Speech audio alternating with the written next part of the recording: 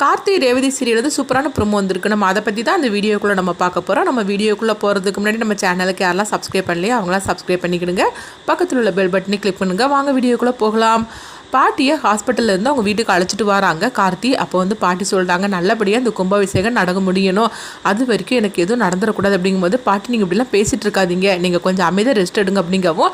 அப்போ ராஜராஜன் வந்து கார்த்தியை தனியாக அழைச்சிட்டு போகிறாங்க. இங்கே பாருங்க மாப்பிள்ள, கோயில் கும்பாபிஷேகம் முடிஞ்சதுக்கப்புறமா கூட நீங்கள் வந்து சாம்பிடிச்சிருக்கிட்ட உண்மையை சொல்லிட வேண்டாம், நான் சொல்கிறது கேளுங்க அப்படின்னு எவ்வளவோ எடுத்து சொல்கிறாங்க. அப்போ தீபாவதி வந்து அவங்க ஒளிஞ்சு நின்று கேட்டுட்ருக்கோம். அப்போ கார்த்தி வந்து சொல்கிறாங்க, இல்லை மாமா என்ன நடந்தாலும் பரவாயில்ல, நான் வந்து அத்தைக்கிட்ட நான் உண்மையை சொல்லியே தான் ஆவேன் அப்படின்னு அவங்களுடைய முடிவில் வந்து அவங்க ரொம்பவே வந்து இதாக இருக்கிறாங்க. அதனால வந்து ராஜராஜனால இன்னும் பண்ண முடியல. அப்போ தீபாவதி வந்து நினைக்கிறாங்க, இவங்க ஒருத்தருக்கு ஒருத்தர் எவ்வளோ அன்பாக இருந்துட்டு இருக்கிறாங்க, உண்மையே சொல்ல போனாக்கி ரெண்டு குடும்பத்தையும் ஒன்று சேர்க்கணும்னு சொல்லிட்டு கார்த்தி வந்து இந்த அளவுக்கு கஷ்டப்பட்டுட்டு இருக்கிறாரு அப்படின்னு சொல்லிக்கிட்டு தீபாவதிக்கு கார்த்தி மேலே ஒரு நல்ல அபிப்பிராயம் ஏற்பட்டுருக்குது. அடுத்ததை பார்த்தோம்னா எல்லாருமே வீட்டுக்கு வரவும் அப்போ வந்து ராஜராஜன் வந்ததுமே சாம்பிடிச்சிட்டு கேட்குறாங்க, எல்லாம் நல்ல மாதிரிக்கே நடந்துச்சாங்க அப்படிங்கும் போது, ஆமாத்த எல்லாம் நல்ல மாதிரிக்கே நடந்துச்சு அப்படின்னு கார்த்தி சொல்லவும், எங்கே நடந்துச்சு அப்படின்னு சந்திரகலா வந்து எடுத்து கொடுக்குறாங்க. உடனே வந்து சாமுண்டிஸ்ரீ பார்க்குறாங்க, என்ன சந்திரா சொல்லிட்டு இருக்கோம் அப்படிங்கும் போது, அந்த கிழவிக்கு இந்த மாதிரிக்கு வந்து இதெல்லாம் நடந்துச்சு அப்படிங்கிறாங்க. இது கிட்டதுமே சாமுண்டிஸ்ரீ அதிர்ச்சி அடையவும், என்ன மாப்பிள்ளை இவ சொல்றதெல்லாம் உண்மையான சொல்லி கேட்கும் போது,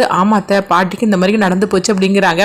இது கிட்டதுமே அவங்களுக்குள்ள ஒரு வாக்குவாதம் ஏற்படவும் அப்போ வந்து கார்த்தி சொல்கிறாங்க, அத்தை நீங்கள் கவலைப்படாதீங்க, ஏதோ இந்த மாதிரிக்கு ஒரு தப்பு நடந்து போச்சுது, ஆனால் திரும்பவும் இப்படிலாம் நடக்காது, அது மட்டும் இல்லாமல் கோயில் கும்பாபிஷேகம் நல்ல மாதிரிக்கு நடந்தே தீரணும் அப்படிங்கவும், சரிதான் மாப்பிள்ள நீங்கள் எப்படியோ வந்து மாமாவை ஜாக்கிரதையாக அழைச்சிட்டு வந்துட்டீங்க, இதே மாதிரிக்கு கோயில் கும்பாபிஷேகத்திலேயே நல்லபடியாகவே நீங்கள் நடத்தி கொடுங்க, நான் மாமாவை அனுப்புகிறேன் அப்படின்னு சொல்லவும் உடனே கார்த்தியும் சந்தோஷப்பட்டு இருக்கிறாங்க. இப்போ சந்திரகலாம் நினைக்கிறாங்க, நம்ம போட்ட திட்டம் வந்து சரியாக ஒர்க் அவுட் ஆகலையே, அக்கா வந்து எப்படியாவது போக விடாமல் தடுப்பான்னு சொல்லி நினச்சோம், ஆனால் இந்த கார்த்தி வந்து இந்த வரைக்கும் மனசை மாற்ற வச்சுட்டானு சொல்லி நினச்சிட்டு இருக்கவும், அடுத்து பார்த்தோம்னா கார்த்தியும் ரேவதியும் உங்கள் ரூமுக்கு வருவோம். இப்போ ரேவதி வந்து கார்த்திகிட்ட சொல்கிறாங்க, எனக்கு ரொம்ப பயமாக இருக்குது அப்படின்னு சொல்லிட்டு இருக்கும்போது, என்ன ஆச்சு அப்படின்னு சொல்லி கார்த்திக் கேட்கும்போது, இல்லை பாட்டிக்கு நடந்ததை நினச்சி தான் எனக்கு என்னமோ தெரியல, கோயில் கும்பாபிஷேகம் முடியறதுக்குள்ளேயும் அடுத்தடுத்து என்ன பிரச்சனைலாம் வரப்போதோ தெரியல அப்படிங்கவும், இங்கே பாரு அதே நினச்சிட்டு இருக்காத, கோயில் கும்பாபிஷேகம் நல்லபடியாக நடக்கும், நீ ஒன்றும் கவலைப்படாத, நீ படுத்துக்கோ அப்படின்னு சொல்லிக்கிட்டு கார்த்தியும் படுக்கிறாங்க. அடுத்துங்க பார்த்தோம்னா பாட்டியை தான் காட்டுறாங்க. அப்போ பாட்டிக்கு வந்து திடீர்னு வந்து அதாவது வயிறு வலிக்க ஆரம்பிச்சிருது. இதனால அவங்க வந்து அவங்க வீட்டில் வேலை பார்க்கப்பட்டவங்களை வந்து கூப்பிடவும் உடனே அவங்களும் ஓடி வராங்க. என்னம்மா என்னாச்சு அப்படின்னு சொல்லிட்டு இருக்கவும், அப்போ பாட்டி வந்து ஐயோ ஐயோன்னு சொல்லி கத்திட்டு இருக்கும்போது உடனே வந்து பாட்டியை தொட்டு பார்க்குறாங்க. என்னது இவ்வளோ ஜுரமாக இருக்குது, இப்போ என்ன பண்ணுறதுக்கு தெரியலன்னு சொல்லிட்டு இருக்கவும், இங்கே பாருங்கம்மா உங்கள் பேரன் கார்த்திக்கு நான் ஃபோன் பண்ணட்டுமான்னு சொல்லி கேட்டுட்டு இருக்கவும் உடனே பாட்டியும் சரி அப்படிங்கிறாங்க. அடுத்தது பார்த்தோம்னா அவங்க வந்து கார்த்திக்கு ஃபோன் பண்ணவும், கார்த்தி என்னது பாட்டி இந்த நேரத்தில் பண்ணுறாங்கன்னு சொல்லிட்டு அவங்க ஃபோன் அட்டன் பண்ணுறாங்க. சொல்லுங்கள் பாட்டி அப்படிங்கும்போது, இல்லை நான் உங்கள் வீட்டில் வேலை செய்கிற லட்சுமி பேசுகிறேன் அப்படிங்கிறாங்க. சொல்லுங்கள் அப்படின்னு சொல்லி கேட்டுருக்கவும், பாட்டிக்கு இந்த மாதிரி உடம்பு சரியில்லை, அதனால நீங்கள் உடனே வருவீங்களான்னு சொல்லி கேட்டுட்டு இருக்கவும், சரி நான் வந்துருந்தேன், அது வரைக்கும் நீங்கள் பாட்டியை பார்த்துக்கோங்க அப்படின்னு சொல்லிட்டு கார்த்தி பார்த்தோம்னா அங்கேருந்து கிளம்புறாங்க. இப்போ ரேவதி என்னாச்சுன்னு சொல்லி கேட்டுட்டு இருக்கும்போது இப்போ பாட்டிக்கு நடந்து சொல்லவும், அப்போ நானும் கூட வரேன் அப்படிங்கிறாங்க. இல்லை நீங்கள் வர வேண்டாம், நான் மட்டும் போகிறேன், இப்போ நீ வந்தேன்னா எல்லாருக்குமே விஷயம் தெரிஞ்சிடும், அதனால யாருக்கும் தெரிய வேண்டாம், நான் போயிட்டு வரேன்னு சொல்லிட்டு கார்த்தி அங்கேருந்து கிளம்புறாங்க. அப்போ போகும்போது நம்ம டாக்டரையும் அழைச்சிட்டு போயிடலான்னு சொல்லிட்டு கார்த்தி போகவும், அப்போ இது எல்லாத்தையும் சந்திரகலா வந்து பார்த்துட்டு இருக்கிறாங்க. இப்போ நான் பாரு கையங்கலமாக நான் பிடிக்கிறேன் பாருன்னு சொல்லிட்டு உடனே சாமுண்டிஸ்ரீ ரூமை போய் தட்டவும் உடனே சாமுண்டிஸ்ரீ வராங்க. என்ன சந்திரா இந்த நேரத்தில் வந்து கவு தட்டிட்டு இருக்கிறேன், தூங்க கூட விட மாட்டேன்னு சொல்லும் போது, அக்கா இங்கே இப்போ என்ன நடந்துட்டு இருக்கு தெரியுமா, அந்த கார்த்தி வந்து கிளவி வீட்டுக்கு போகிறாங்க அப்படிங்கிறாங்க.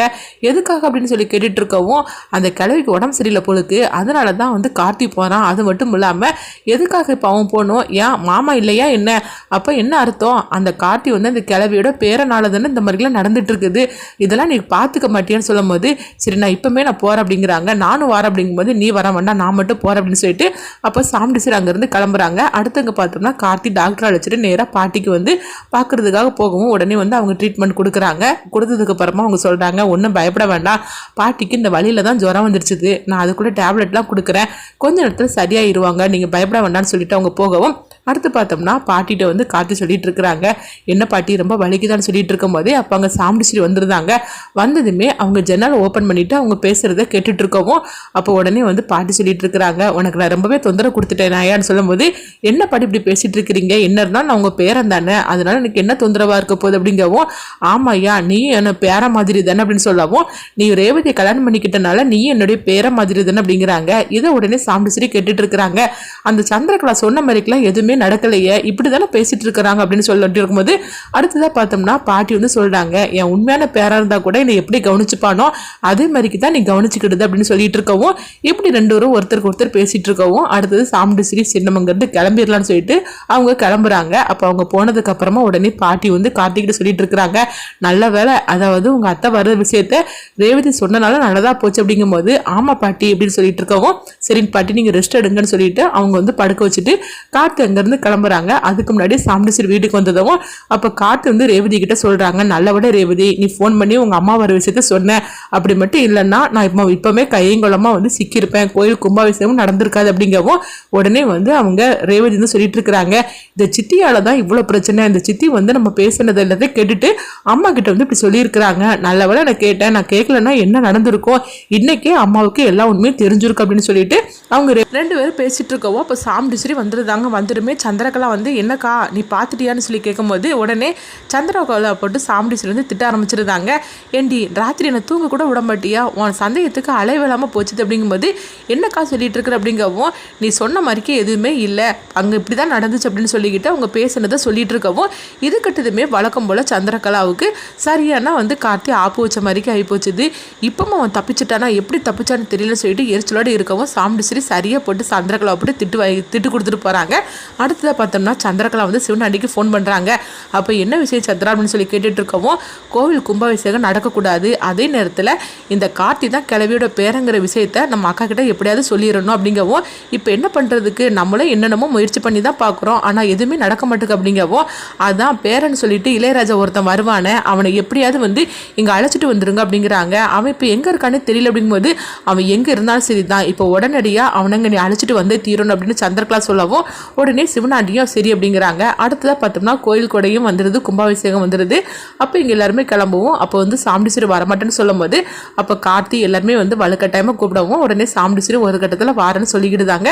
அடுத்ததாக பார்த்தோம்னா எல்லாருமே கோயிலுக்கு போகவும் அப்போ வந்து பாட்டி வந்து சொல்கிறாங்க, சாமுண்டீஸ்வரி உன் கையால் தான் இந்த கும்பாபிஷேகத்தை நீயும் ராஜராஜனும் சேர்ந்து தான் நடத்தி வைக்கணும் அப்படின்னு சொல்லவும் இது கட்டதுமே வழக்கம் போல் சாமுண்டீஸ்வரி ஃபஸ்ட்டு மாட்டேன் அப்படிங்கிறாங்க. அப்போ வந்து எல்லாருமே சொல்லிட்டு இருக்கிறாங்க, அம்மா இதெல்லாம் வந்து செய்யறதுக்கு நீங்கள் ரொம்பவே புண்ணியம் பண்ணியிருக்கணுமா, அது வந்து உங்களுக்கு கிடச்சிருக்குது, அது மட்டும் இல்லாமல் 25 வருஷத்துக்கு அப்புறமா இந்த கோயில் கும்பாபிஷேகம் நடக்குது, இதனால பெரிய உங்களுக்கு புண்ணியமாக்கும், நீங்களும் உங்களோட ஹஸ்பண்டும் சேர்ந்து செய்யும்போது ரொம்பவே வந்து அது உங்கள் குடும்பத்துக்கு நல்லது கிடைக்கும் அப்படின்னு சொல்லவும் உடனே வந்து பார்த்தோம்னா சாமுண்டீஸ்வரி சரின்னு ஒத்துக்கிட்டுதாங்க. அடுத்ததான் இங்கே பார்த்தோம்னா வந்து சந்திரகலா சிவனாண்டிட்ட கேட்டுட்டு இருக்கிறாங்க, அந்த இளையராஜாவை கண்டுபிடிச்சிட்டிங்களா அப்படிங்கும்போது ஆமாம் கண்டுபிடிச்சாச்சு, அவனை நம்ம ஆட்கள் வந்து கூட்டிகிட்டு வந்துட்டு இருக்காங்க அப்படின்னு சொல்லவும் இந்த தடவை கண்டிப்பாக அவன் நம்மகிட்ட கையங்குளமாக சிக்கிக்கிடணும் அப்படின்னு சொல்லிட்டு கார்த்தியை பற்றி சொல்லிட்டு இருக்கிறாங்க.